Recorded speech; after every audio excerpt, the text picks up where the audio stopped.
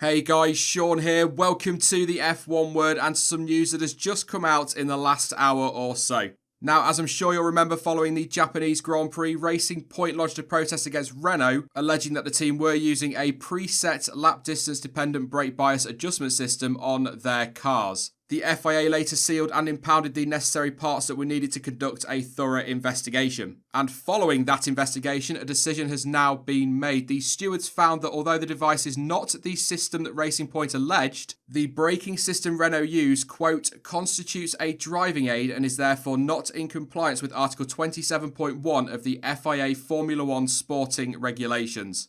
The document released by the FIA, which I have by the way linked in the description below, goes on to say, quote, the brake balance adjustment system in question acts as a driver aid by saving the driver from having to make a number of adjustments during a lap. The stewards note that there is a clear distinction between this system and one which provides actual feedback control, which would be a substitute for driver skill or reflexes. Nevertheless, it is still an aid and therefore contravenes Article 27.1 of the FIA Formula One sporting regulations. I do want to quickly read this part of the document as well because I found it interesting, and by the way, this is from Renault's defence if you like. Racing Point could not produce any conclusive video evidence. Racing Point have speculated the use by Renault of a prohibited system based on allegations from a former Renault employee who was not aware of all the pertinent details of Renault's brake control system.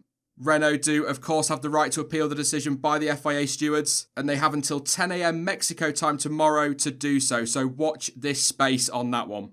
I've said it before, and I'll say it again, I am not the most technically minded, I never pretend to be. And quite frankly, reading through that whole decision gave me a headache. Again, I've linked it below for anyone who does want to give it a proper read though. What it basically means, or as I understand it to mean, is that they were not running the system Racing Point alleged they were, but they were running something that is seen as a driver aid, and so both cars were thrown out of the Japanese Grand Prix result. It's as simple as that. And you know, if you want a quick opinion, I can't really argue with that. If they've got a driver aid on that car, they are breaking the rules. It's as simple as that. And if you break the rules, then you've got to be punished. So although they have the right to appeal, I'm not really sure what they're going to appeal or what grounds they're going to have for an appeal. But then again, I'm not their legal team. I'm sure they'll have something. But yeah, driver aids are banned in Formula One. They are in breach of the regulations, so it's probably right that they've been thrown out of the race result. I mean, I say driver aids are banned. It's not all driver aids because we've got things like anti-stall still on the car, but there are quite a few that are listed as banned in the regulations. So if they've got one of those on the car, it's the right decision.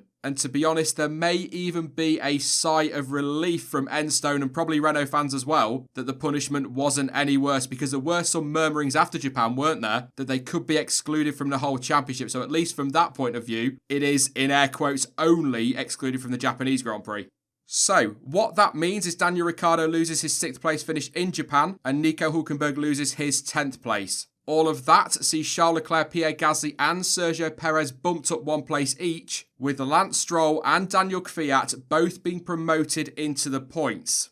It also sees both drivers fall out of the top 10 in the Drivers' Championship table, being replaced by Perez and Norris. That now gives Checo a total of 37 points and Lando 35 points, with both Ricciardo and Hülkenberg tied on 34 points apiece, and actually Daniel Kvyat joins them on that tally too.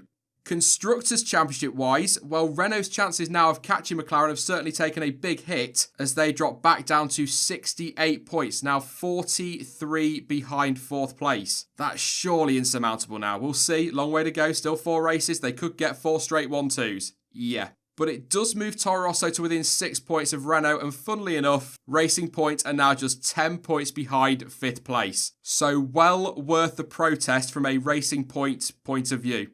That is it for this video though. As promised last week, just a very short one to let you all know the stewards' decision regarding Renault, but we'll have plenty of time over the weekend to discuss this further as more information comes to light. And by the way, don't forget to check out the Mexican Grand Prix preview which went up earlier this evening on the channel.